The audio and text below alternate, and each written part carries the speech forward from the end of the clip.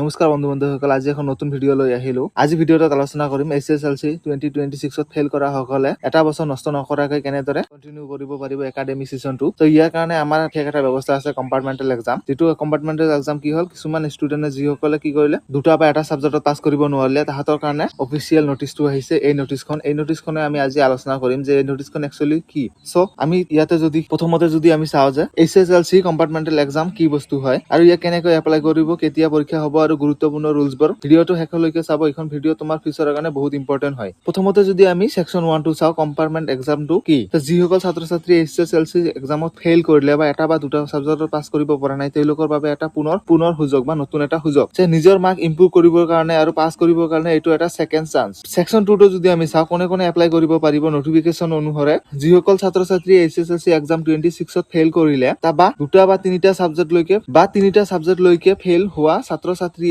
এইটো এক্সাম দিব পাৰিব। কিন্তু বেছি সাবজেক্টত ফেইল কৰিলে এক্সামটো দিব নোৱাৰে, মানে মেক্সিমাম তিনিটা সাবজেক্টত ফেইল কৰা সকলে এইটো এক্সাম দিব পাৰিব। সো সেকশন 3 টো যদি চাওঁ, ইম্পৰ্টেন্ট কিছুমান ডেট। এইটো এক্সাম আটাইতকৈ গুৰুত্বপূৰ্ণ কথাটো হ'ল অনলাইন ৰেজিষ্ট্ৰেচন কেতিয়াৰ পৰা হ'ব, 17 এপ্ৰিলৰ পৰা আৰম্ভ হ'ব। শেষ তাৰিখটো কি 29 এপ্ৰিল লৈকে, তাৰমানে 11 দিন। 17 এপ্ৰিলৰ পৰা আৰম্ভ হৈ কিনে 19 এপ্ৰিল লৈকে অনলাইন চলিব। তাৰমানে সেয়েহে তোমালোকে দেৰি নকৰিবা। এক্সাম সম্ভৱতঃ জুন মাহৰ বা জুলাই মাহৰ ভিতৰতে হ'ব। একজাক্ট অনলাইন ডেট পিছত ৰিলিজ কৰিব, কিন্তু তোমালোকে এতিয়া এপ্লাই কৰিব লাগিব। সেকশন 4 টো লৈ যদি চাওঁ, এপ্লাই কেনেকে কৰিব, এপ্লাই প্ৰসেছ কি আছে। এপ্লাই প্ৰসেছটো এবাৰ বহুত ইজি হয়। যেনেকে তোমালোকে কি কৰিব, সেৱা অনলাইন পৰ্টেললৈ যাব লাগিব, নিজৰ ডিটেইলছটো ফিল কৰিব লাগিব, সাবজেক্ট চুজ কৰিব লাগিব আৰু কি পে কৰিব লাগিব। আৰু এইটো স্কুলৰ জৰিয়তে হ'ব পাৰিব বা অনলাইনৰ জৰিয়তেও কৰিব পাৰিবা। এই দুটা পদ্ধতিতে হৈ যাব। ইয়াতো তুমি স্কুলত যাব পাৰা, নহলে তোমাৰ অনলাইন পৰ্টেলত কৰিলেও হৈ যাব। ইম্পৰ্টেন্ট ডেট কিছুমান আছে যেনেকে, আৰু এইটো পৰীক্ষাৰ কাৰণে এডমিট কাৰ্ডটো স্কুলৰ পৰা পাবা, স্কুলতে আহিব এডমিট কাৰ্ডটো, স্কুলৰ পৰা পাই যাবা। সেকশন 5 টো যদি চাওঁ, এক্সাম প্যাটাৰ্নটো কেনেকুৱা হ'ব।